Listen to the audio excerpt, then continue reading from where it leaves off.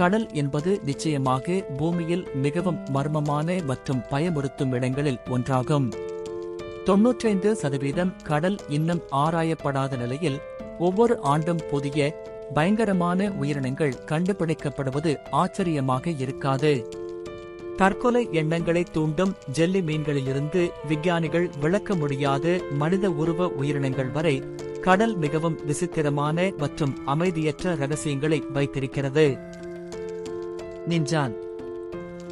நிஞ்சான்கள் ஜப்பானிய மற்றும் துணை அண்டார்டிக் கடல்களில் காணப்படும் நீர்வாழ் மனித உருவ உயிரினங்கள்.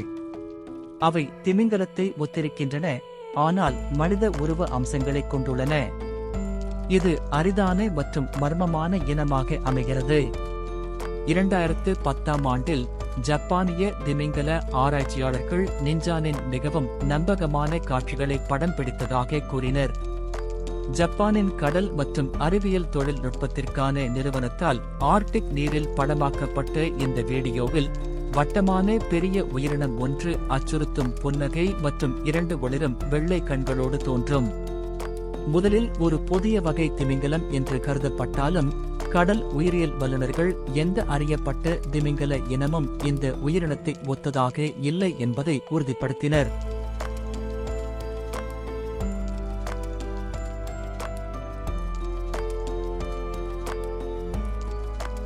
இருகண்டி ஜெல்லி மீன்.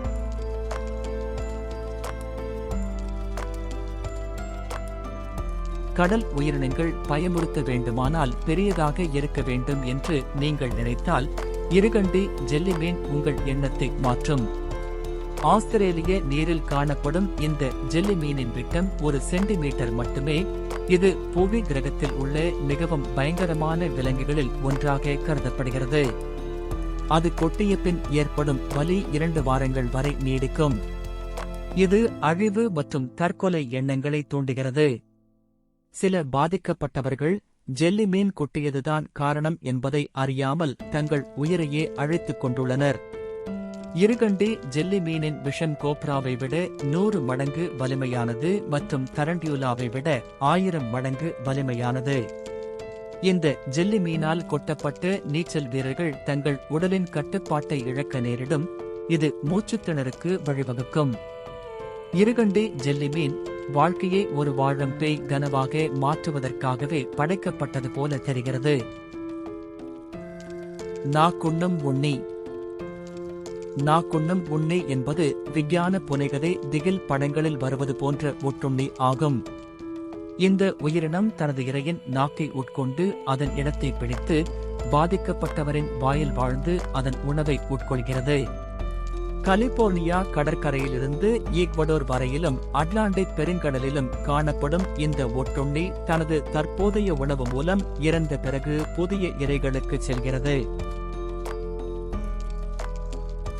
உமி போசு. ஜப்பானிய புனைவியல் கதைகளில் உமி போசு அல்லது கடல் துறவி என்பது பல நூற்றாண்டுகளாக மீனவர்களை பயமுறுத்திய ஒரு பாரம்பரிய கடல் உயிரினமாகும். இந்த பெரிய முடிவற்ற கருப்பு நிற உயிரினங்கள் மனித வடிவக்கால்கள் அல்லது பாம்பு போன்ற கைகளை கொண்டுள்ளதாக கூறப்படுகின்றன மற்றும் இவை கப்பல்களை கவிழ்ப்பதில் பெயர் பெற்றவை. உமிபோசு காட்சிகள் மிகப்பெரிய திமிங்கலங்களாக இருக்கலாம் என்று சிலர் நம்பினாலும் ஜப்பானிய மீனவர்கள் பலர் இவை அதிகம் பெரியதும் பலமானதும் என்று உறுதியாக கூறுகின்றனர். சிலர் கூட இவற்றை பௌராணிக கதைகளின் கத்துலு என்ற கடல் உயிரினத்துடன் ஒப்பிடுகின்றனர். கிரீன்லாந்தில் மனித உருவ உயிரினம். கிரீன்லாந்து கடலில் ஆய்வு மேற்கொண்ட ஒரு நீர்மூழ்கி கப்பல் குழு மனிதனைப் போன்ற ஒரு மர்ம உயிரினத்தின் பீதி உண்டாக்கும் காட்சிகளை பதிவு செய்தது. குழுவினர் மீன்கள் கூட்டத்தை கவனித்துக் கொண்டிருந்த போது பெரிய வலைப்பாதங்களுடன் 5 விரல்களைக் கொண்ட ஒரு கை நீர்மூழ்கி கப்பலின் ஜன்னலுக்கு எதிராக இடிக்கப்பட்டது. அந்த கையின் அளவு மனிதனின் கையின் 5 மடங்காக இருந்ததால் குழுவினர் அதிர்ச்சி அடைந்தனர். வீடியோவை கவனமாக பகுப்பாய்வு செய்தபோது ஒரு மனித வடிவத்தலை சிறிது நேரம் தோன்றுகிறது, ஆனால் இது எந்த அறியப்பட்ட கடல் உயிரினத்தையும் ஒத்திருக்கவில்லை. ஒன்டாரியோவில் சுவாசிக்கும் தட்டு. கனடாவின் ஒன்டாரியோ மாகாணத்தின் கோடரிஸ் பகுதியில் உள்ள அணு உலைக்கு அருகில் நீரில் ஒரு வலிய வளைய வடிவ பொருள் காணப்பட்டது. அந்த உருண்டையான உருவம் உயிருடன் இருப்பது போலவும் சுவாசித்துக் கொண்டிருப்பது போலவும் தோன்றியது. நீரில் பொருள்களை எரிந்து ஒரு மாற்றத்தை ஏற்படுத்த முயன்ற போதும் அந்த வளையம் எந்தவிதமாகவும் நகரவில்லை. இதன் தோற்றமும் தன்மையும் மர்மமாகவே உள்ளது. அருகிலுள்ள அணு உலையால் ஏற்பட்ட மாறுபாடுகளாக இது உருவாகி இருக்கலாம் என நம்பப்படுகிறது. லான்செட் மீன். லான்செட் மீன் ஹார்ன்சாபிஷ் என்றும் அழைக்கப்படும். இது ஒரு அரிய மற்றும் வேட்டையாடும் மீன் வகையாகும். 2 மீட்டர் வரை நீளமான இவை பெரிய பற்களை கொண்டிருக்கும் மற்றும் தங்கள் சகோதரர்கள் மற்றும் பெற்றோர்களை கூட வேட்டையாடும். 2014ஆம் ஆண்டில் ஒரு லான்செட் மீன் நார்த் கரோலினா கடற்கரையில் ஒதுங்கி வந்த பின்னே இதன் பயங்கரமான குணாதிசயமும் மனிதர்களுக்கு ஏற்படும் ஆபத்தும் குறித்து கவனம் செலுத்தப்பட்டது. கிராப்சில்லா. 2014ஆம் ஆண்டில் ஐக்கிய இராச்சியத்தில் 15 மீட்டர் நீளமுள்ள ஒரு பரந்த கிராப்சில்லா என்று பெயரிடப்பட்ட உயிரினங்கள் பற்றிய தகவல்கள் வெளியானது. கென்ட் கடற்கரையின் விஸ்டபிள் அருகே இது பார்க்கப்பட்டதாகவும் கூடுதலாக கூகுளில் செயற்கைக்கோள் படங்களிலும் தோன்றியதாகவும் தெரிவிக்கப்பட்டது. உள்ளூர்வாசிகள் மற்றும் ஊடகங்கள் இதன் இருப்பு குறித்து விவாதித்தனர். சிலர் இதை உண்மை இல்லை என்று கருதினார்கள், மற்றவர்கள் உண்மை என வாதிட்டனர். அந்த பெரும் கிராப் மீண்டும் பார்க்கப்படாததால் இதன் மர்மம் இன்னும் தீரவில்லை.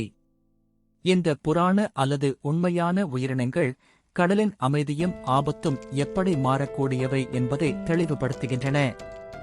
பயங்கரமான ஜெல்லிட் மீனிலிருந்து மர்மமான மனித உருவ உயிரினங்கள் வரை கடல் அறிவியலாளர்களையும் திகில் பிரியர்களையும் தொடர்ந்து குழப்பிக் கொண்டிருக்கும் ரகசியங்களை காப்பாற்றி வருகிறது. இவற்றில் எந்த உயிரினம் உங்களுக்கு அதிகமாக பயத்தை ஏற்படுத்துகிறது? இந்த வீடியோ உங்களுக்கு பயனுள்ளதாக இருந்தால் லைக் பண்ணுங்கள், கமெண்ட் பண்ணுங்கள் மற்றும் சப்ஸ்கிரைப் பண்ணுங்கள். நன்றி.